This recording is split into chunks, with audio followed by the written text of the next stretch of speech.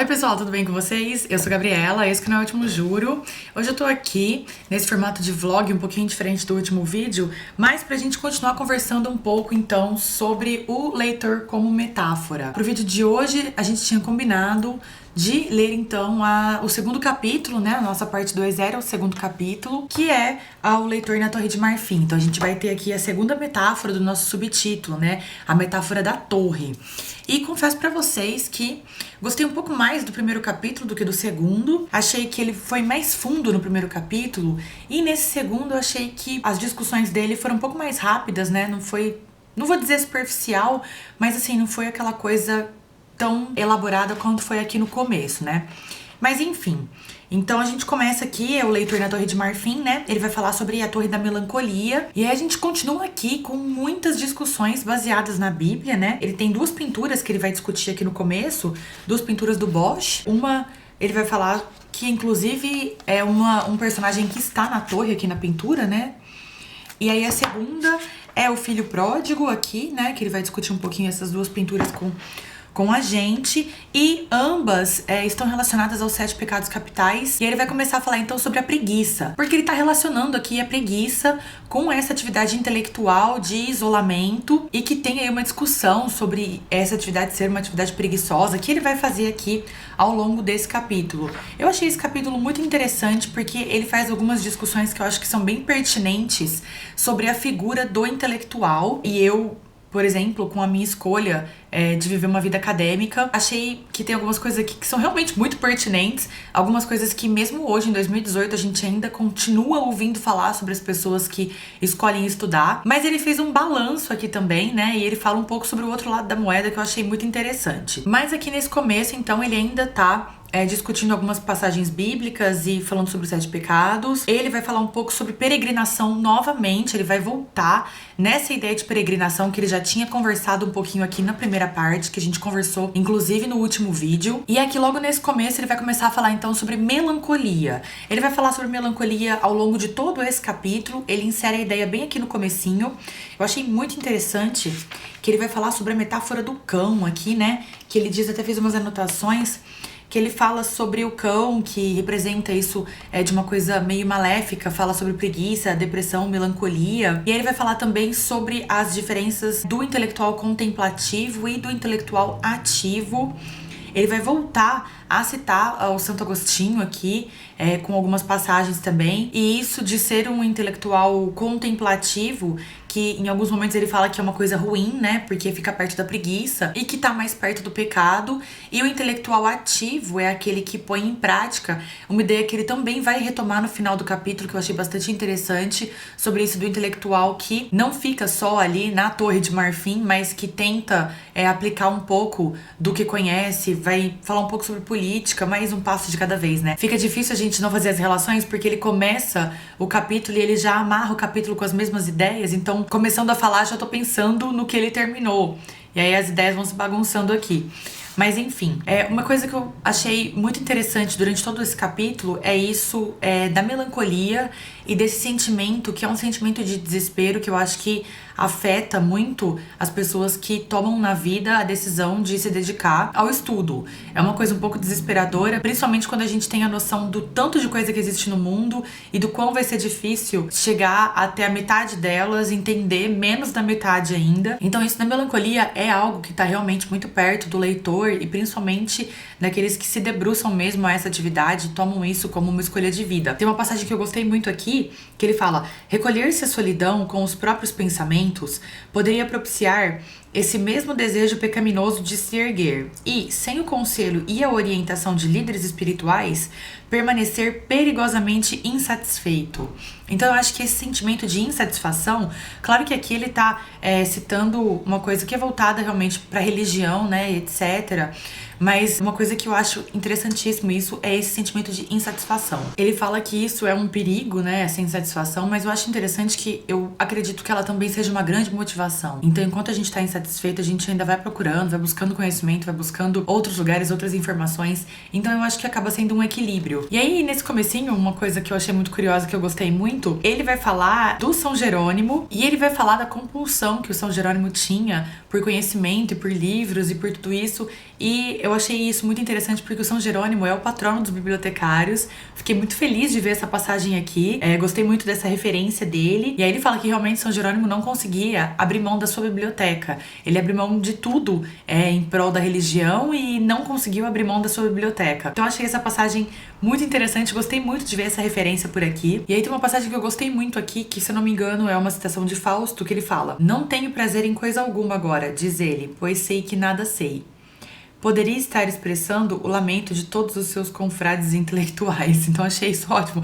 Realmente, né? Essa é a sensação básica de uma pessoa que se dedica a sua vida ao mundo acadêmico, ao mundo do estudo. É isso, gente. Sabemos que nada sabemos. Ele ainda vai continuar um tempinho aqui em todas essas ideias de melancolia. É um capítulo, esse primeiro aqui, bastante extenso até, né? E aí, um pouquinho mais aqui pro fim do capítulo, ele começa a falar de fato sobre a metáfora da Torre de Marfim. Ele fala que essa foi uma metáfora que demorou na sua formação, né?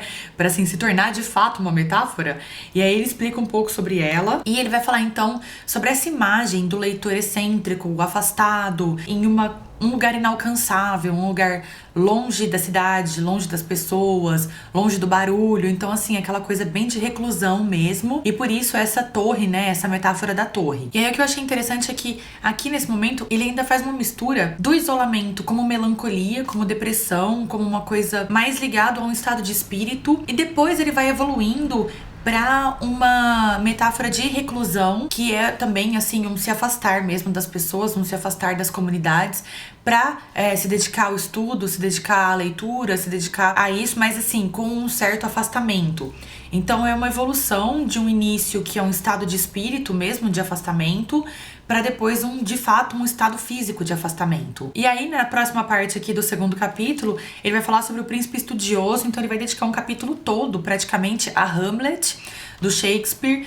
Não li Hamlet ainda, e nós estamos aqui em um livro que tá o tempo todo falando sobre livros, referenciando tudo que ele discute aqui com obras literárias, né? Então nesse capítulo é a vez de Hamlet, então ele vai daqui pra frente só falar sobre Hamlet, e aí ele vai falar então sobre esse príncipe estudioso e sobre esse viés acadêmico do Hamlet, né? Essa coisa do intelectual naquela época. E então Hamlet é a peça mais longa do Shakespeare, né? E o Hamlet é um príncipe dinamarquês que então teve seu pai assassinado pelo próprio irmão. O irmão queria roubar o trono, né? Então ele roubou o trono, roubou a esposa, roubou tudo do pai do Hamlet. E aí mais pra frente o Hamlet vai ser então perturbado pelo espírito do pai que busca vingança. E ele é um príncipe que fica meio alheio a tudo isso, porque ele é um estudioso, ele dedica a sua vida aos estudos. Pelo menos aqui, né, pelo que a gente pode pescar aqui, eu li um pouquinho antes, só pra entender um pouco melhor. E aí ele vai aproveitar um pouco a figura do Hamlet pra falar um pouco sobre o distanciamento intelectual. E aí o que eu achei interessante é que ele fala que, mais ou menos nessa época que pós-renascentismo, começa a aparecer um outro tipo de intelectual, que é um intelectual que também está muito ligado ao seu status e ao seu poder econômico.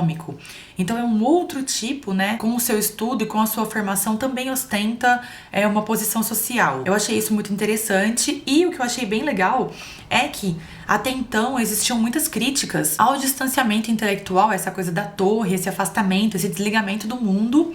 E essas críticas vinham, assim, como algo ruim para os intelectuais. Então, como se fosse, assim, uma coisa que estivesse menosprezando a atividade intelectual, né? Todo esse afastamento. Então, pessoas alienadas, que não sabem de nada do mundo, que estão aí buscando um caminho longe das suas comunidades, das suas cidades.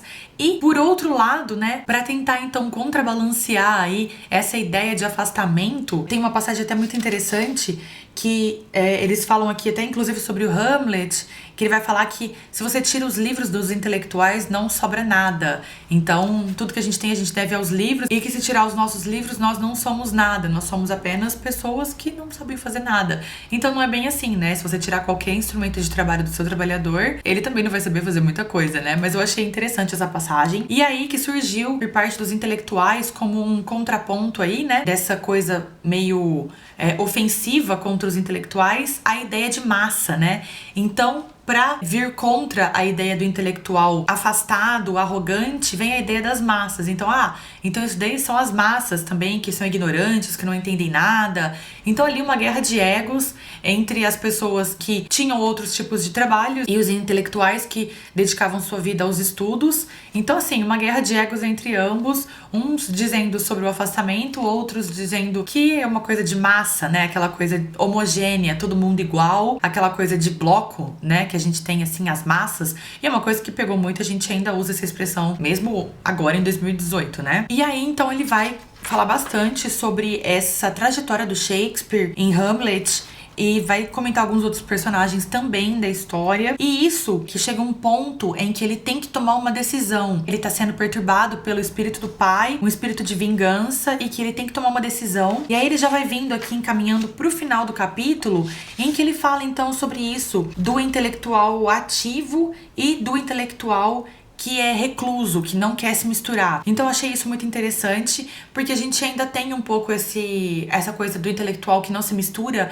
e que não devolve nada para a sociedade. É uma coisa que eu, fazendo pós-graduação hoje, ouço muitas pessoas falando que vocês fazem pós-graduação e vocês não devolvem nada para a sociedade. Na verdade, nós devolvemos tudo para a sociedade, porque toda a minha formação é em prol de, num futuro, dedicar toda a minha vida à educação de outras pessoas, né? Então, é uma jornada, não tem outra palavra que seja melhor do que essa, uma jornada, né? Mas eu acho que, por outro lado, pra balancear isso, enquanto a gente tá nessa fase, também é interessante que a gente desenvolva algumas coisas, né? E aí que ele fala do intelectual ativo, que aí já é começando a torre de vigia, que é a última parte do capítulo 2. Então ele vai falar sobre isso, sobre esse intelectual que realmente faz alguma coisa. E aí ele vai dizer aqui que são dois tipos de intelectual, achei isso interessante, os tradicionais e os orgânicos. E ele vai falar que esses orgânicos, eles estão muito ligados à política. Então eles têm uma função social ligada à política. Ele vai até falar aqui em algumas passagens sobre o intelectual no Terceiro Reich e vai fazer um comentário sobre para que serviu os intelectuais. Então, assim, como um intelecto usado em prol de uma visão política, né? De uma ideia política. Achei isso interessante, e que os tradicionais são, então, os intelectuais que estão mais desligados, né? Que aí também vem aquele afastamento, novamente, a reclusão, e que estão mais distantes dessas ideias específicas políticas, né? E aí, bem aqui no finalzinho, ele vem de novo muito pessimista, como no final do segundo capítulo, falando sobre a era tecnológica, e aí ele fala que a gente não tem mais uma leitura profunda das coisas. E aí eu falei, Manguel está muito negativo, gente. Nostálgico, pessimista, contra tecnologias. Esse livro é de 2013, quer dizer, um livro super novo. E ele tá, tipo assim, muito contra as tecnologias, né? Alberto Manguel não é bem assim. Aí ele fala, então, que a gente não tem mais, hoje em dia, leituras profundas. Ele até comenta aqui, a gente chegou num ponto de julgar Guerra e Paz e Em Busca do Tempo Perdido como demasiados longos e não tão interessantes assim.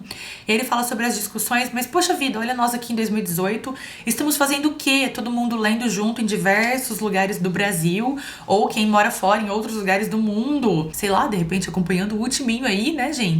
E discutindo aqui capítulo por capítulo, exatamente pra gente conseguir ter uma profundidade desses assuntos todos pelo YouTube, pela tecnologia. Então eu acho que é uma questão que proporciona muitas opções pra gente, muitos caminhos. É uma ferramenta que auxilia, né? E eu não acho de forma alguma que a gente não tem leituras profundas. Eu acho que muito pelo contrário. Com toda essa onda do BookTube dentro do YouTube, a gente tem, na verdade, muito mais leituras profundas, porque a gente pega realmente uma obra pra ler, pra discutir, pra conversar sobre alguns pontos. Alguns booktubers, né, gente? Claro que eu também tenho noção que não é todo mundo. A gente tem muita gente aqui que faz simples resumos apenas, né? A pessoa fala que tá resenhando um livro, mas na verdade ela só conta a história dele. E isso não é resenha, isso é resumo, né? Então tem muita gente aqui que faz apenas resumos, mas tudo bem. Mas assim, a gente tem esse objetivo realmente de conversar mais profundamente sobre algumas obras. Pelo menos é o que eu tento fazer. Então achei o Alberto Manguel muito pessimista novamente nesse fim de capítulo. Mas assim, eu gostei, ainda gostei mais do primeiro, gostei mais da primeira metáfora, da viajante. Essa eu gostei, mas mais ou menos. E estou muito ansiosa então para lermos a última parte, a número 3, a traça. Então é isso, gente, para não ficar muito grande, a gente não se estender muito, né? Deixa aqui nos comentários como que foi pra vocês essa segunda parte, o que vocês entenderam, se vocês estão gostando, se deu uma caidinha também, o que vocês acharam. E a gente se vê na semana que vem, no sábado, para conversar sobre a última parte e amarrar as nossas ideias. Espero que vocês estejam gostando e se você ainda não é inscrito no canal, não deixe de se inscrever para não perder nenhum dos meus vídeos. Se você gostou desse vídeo, dê um curtir aqui embaixo, me ajuda muito na divulgação do canal e na divulgação do projeto. E todas as minhas redes sociais estão na descrição do vídeo. Me sigam por lá também. Vejo vocês no sábado. Muito obrigada. Tchau, tchau.